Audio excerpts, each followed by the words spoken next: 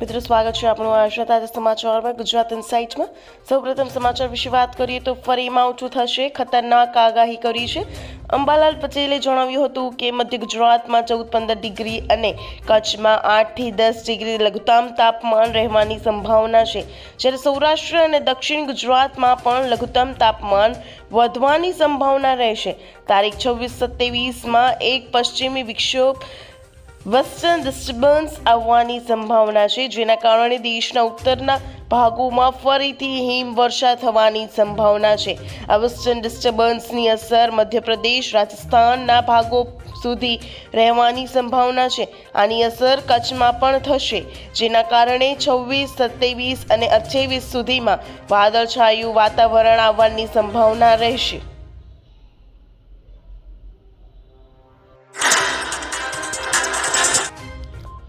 આતંકી કાવતરું નિષ્ફળ જોઈ રહ્યો ભારત જ્યારે પોતાનો પ્રજાસત્તાક દિવસ ઉજવી રહ્યું છે, ત્યારે રાજસ્થાનના નાગૌર જિલ્લામાંથી પોલીસે એક ગુપ્ત ઓપરેશનમાં અત્યાર સુધીનો સૌથી મોટો વિસ્ફોટક જથ્થો ઝડપી પાડ્યો છે, એટલે કે 10 ટન એમોનિયમ નાઇટ્રેટ સાથે કુખ્યાત આરોપી સુલેમાન ખાનની ધરપકડ કરવામાં આવી છે।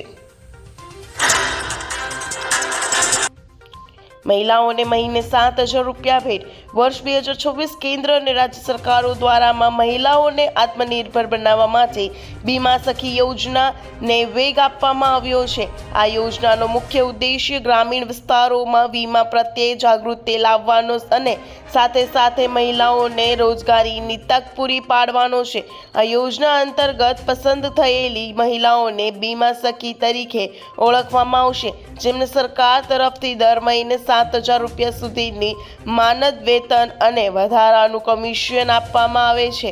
આ યોજનાનો મુખ્ય હેતુ છે કે દરેક ગરીબ અને મધ્યમ વર્ગના પરિવારો સુધી સરકારી વીમા યોજનાઓ જેવી કે PM સુરક્ષા વીમા યોજના અને જીવન જ્યોતિ વીમા યોજના પહોંચે। બીમા સખી તરીકે પસંદ થયેલી મહિલાઓને પોતાના ગામ કે વિસ્તારમાં જઈને લોકોને વીમાના ફાયદા સમજાવવાના રહેશે અને તેમના ફોર્મ ભરવામાં મદદ કરવાની રહેશે। આ કામગીરી માટે સરકાર તેમને નિશ્ચિત વેતન આપશે, જેનાથી મહિલાઓ આર્થિક રીતે સશક્ત બનશે અને સમાજના તેમની ભાગીદારી વધશે। મારે તમારું બિલ ઝીરો કરવું છે, એવું કહેવા માંગે છે આપણા મોદીજી। સાબરકાંઠામાં PM મોદીએ ચૂંટણી સભાને સંબોધન કરતા કહ્યું હતું કે મારે તમારું વીજ બિલ ઝીરો કરી દેવું છે, પેટ્રોલનું બિલ પણ ઝીરો કરી દેવું છે। આ વાતો હવામાં નથી, અમારી પાસે યોજના છે। PM મોદીએ વધુમાં કહ્યું હતું કે તમે વીજળીનું બિલ ભરો છો, મોદી એવા દિવસો લાવશે કે તમે એમાંથી કમાણી કરશો। દેશવ્યાપી હડતાલનું એલાન। 5 ડે વર્ક વીકની માંગ અને બેંક હડતાલ। 27 જાન્યુઆરીએ તમારા ચેક ક્લિયરન્સ અને પેમેન્ટ પર શું થશે અસર?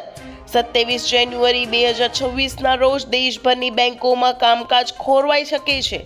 26 જાન્યુઆરીએ પ્રજાસત્તાક દિવસની રજા પછીના દિવસે બેંક કર્મચારી યુનિયનોએ દેશવ્યાપી હડતાલનું એલાન આપવા હોવાથી આ પરિસ્થિતિ ઊભી થઈ છે। જો તમે કોઈ મહત્વપૂર્ણ બેંકિંગ કાર્ય કરવાનું વિચારી રહ્યા છો તો આ સમાચાર તમારા માટે ખૂબ જ મહત્વપૂર્ણ છે।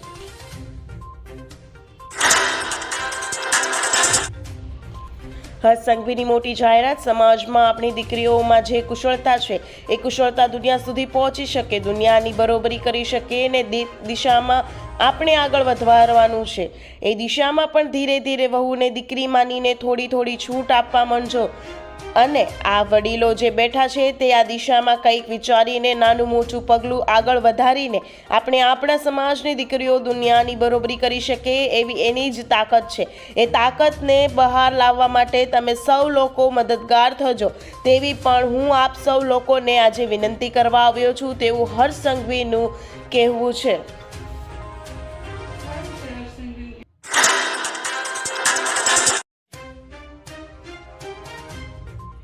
જયરાજ આહિરના જામીન ના મંજૂર। બગદાણામાં નવનીત બાલદિયા નામના યુવક પર હુમલો કરવામાં આવ્યો હતો, જેમાં લોક સાહિત્યકાર માયાભાઈ આહિરના પુત્ર જયરાજ આહિરે હુમલો કરવાનો નવનીત બાલદિયાએ આક્ષેપ કર્યો હતો, જેને લઈને રાજ્ય સરકારે એસઆઈટીની રચના કરી હતી, જેમાં જયરાજ આહિરની આ કેસમાં સંડોવણી ખુલતા તેની ધરપકડ કરાઈ હતી. બાદમાં ગઈકાલે મહુવા કોર્ટમાં હાજર કરવામાં આવ્યો હતો અને જામીન નામંજૂર કરવામાં આવી છે.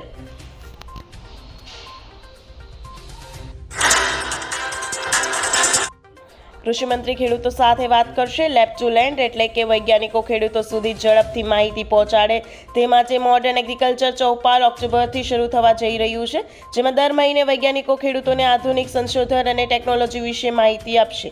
આ પ્રયાસ દૂરદર્શન અને ઓલ ઇન્ડિયા રેડિયો દ્વારા કરવામાં આવશે. આધુનિક કૃષિ ચૌપાલ માટે પ્રચાર કરવામાં આવશે. કૃષિમંત્રીએ કહ્યું કે ખેડૂતો માટે કોલ સેન્ટર પણ શરૂ કરવામાં આવશે, જેનું તેઓ પોતે નિરીક્ષણ કરશે, જેમાં ખેડૂતોને યોજનાઓનો લાભ આપવા અંગે માહિતી લેવામાં આવશે. આ માટે રાજ્યોને પણ તેમાં સામેલ કરવામાં આવશે, ત્યાં ખેડૂતો તેમની સમસ્યાઓનો ઉકેલ મળશે.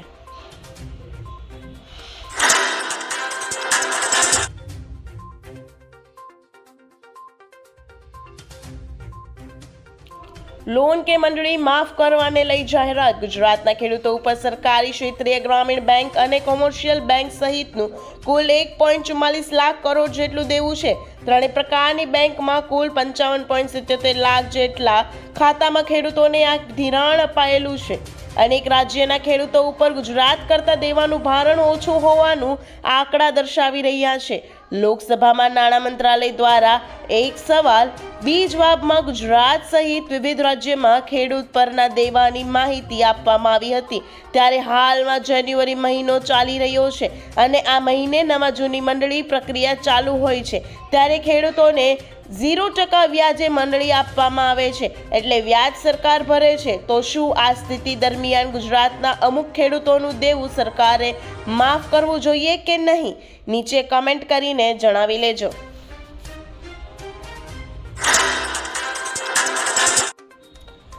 આ ભૂલ નહીં કરતા 1000 દંડ. ભારત હવે 2027ની વસ્તી ગણતરી માટે સજ્જ થઈ રહ્યું છે, જે ઐતિહાસિક રીતે પેપરલેસ અને ડિજિટલ હશે.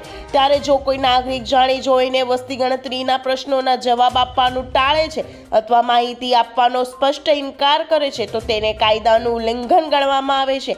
કાયદા મુજબ આવા કિસ્સામાં સંબંધિત વ્યક્તિ પાસેથી 1000 રૂપિયા સુધીનો દંડ વસૂલવાની સત્તા અધિકારીઓને આપવામાં આવે છે.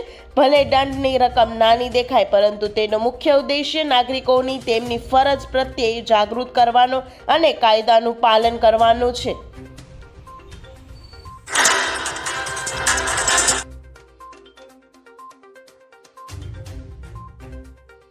તો આ વાત ફરજિયાત યાદ રાખજો.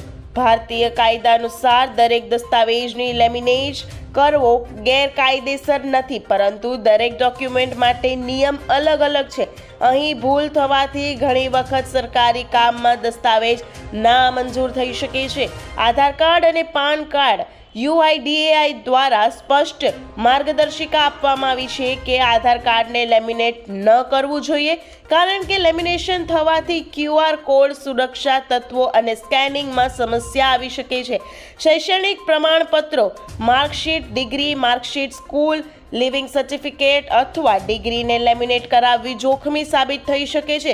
યુનિવર્સિટી, વિદેશી એજ્યુકેશન અથવા નોકરીની વેરિફિકેશન પ્રક્રિયામાં ઘણી વખત લેમિનેટેડ દસ્તાવેજ સ્વીકારવામાં આવતા નથી, કારણ કે લેમિનેશન પછી ઓરિજિનલ સીલ અહીં અને કાગળની પ્રામાણિકતા ચકાસવી મુશ્કેલ બની જાય છે. તો શું કરવું? લેમિનેશનના બદલે નિષ્ણાતો સલાહ આપે છે કે દસ્તાવેજને પ્લાસ્ટિક ફાઇલ અથવા સ્લીવમાં રાખવો. સ્કેન કરીને ડિજિટલ કોપી સાચવો, પણ લેમિનેશન કરવું નહીં, કારણ કે લેમિનેશનથી ઓરિજિનલ ડોક્યુમેન્ટ્સ ઝેરોક્સ કોપી દેખાડવામાં આવે છે.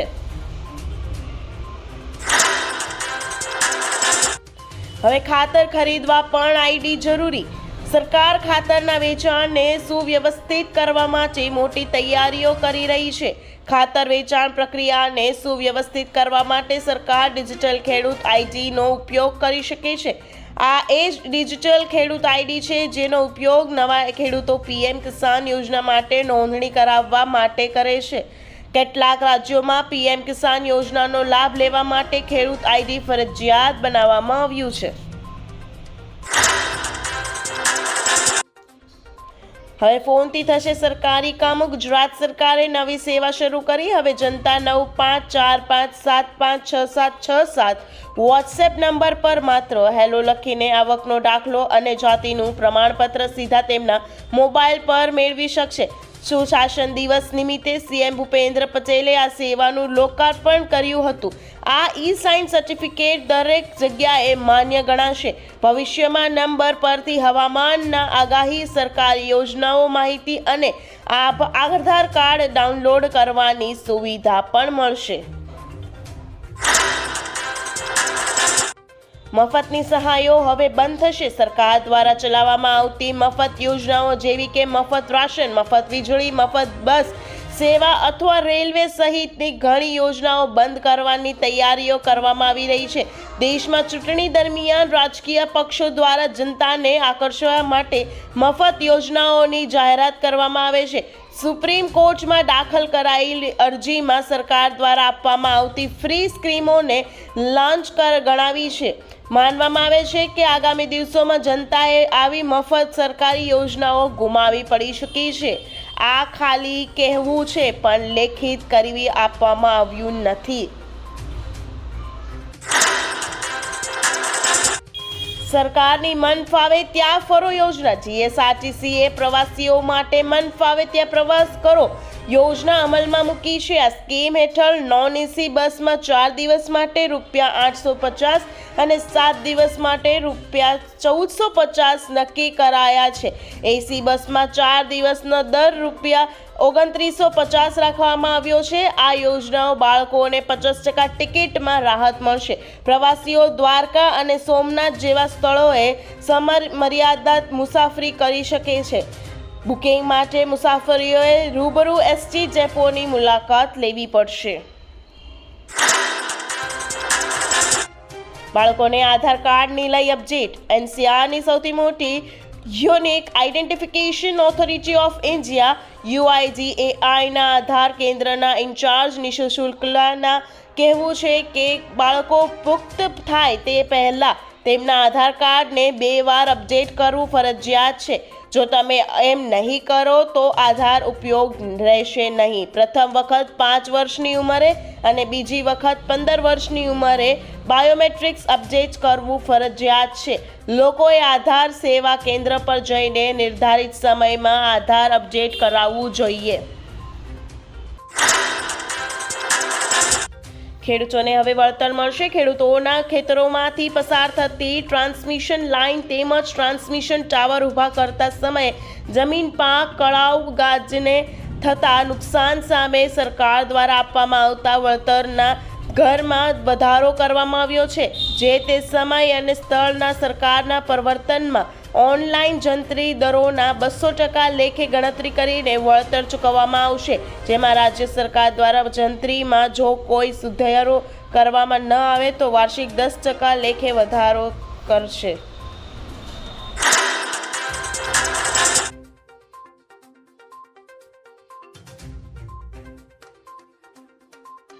હવે મફતમાં વીજળી. ખુશખબર.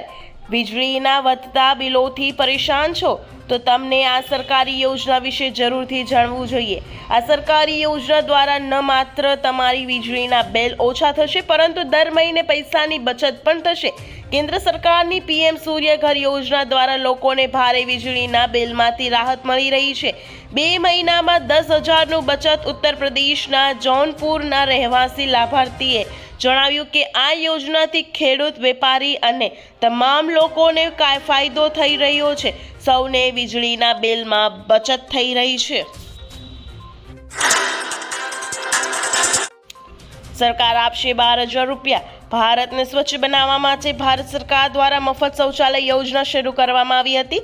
મદદ શૌચાલય યોજના 2024 માટેની અરજીઓ ગ્રામીણ અને શહેરી બંને વિસ્તારોમાં શરૂ થઈ ગઈ છે.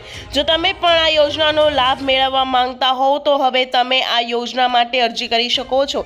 આ યોજના સંબંધિત અન્ય માહિતી યોજના લેખમાં ઉપલબ્ધ છે. આ યોજના હેઠળ 2019 સુધીમાં દરેક ઘરમાં શૌચાલય બનાવવાનું લક્ષ્ય નક્કી કરવામાં આવ્યું હતું, જે હવે 2027 સુધી લંબાવવામાં આવ્યું છે. હવે સરકાર સ્વચ્છ ભારતને પ્રોત્સાહન આપવા માટે નવા પગલાં લઈ રહી છે.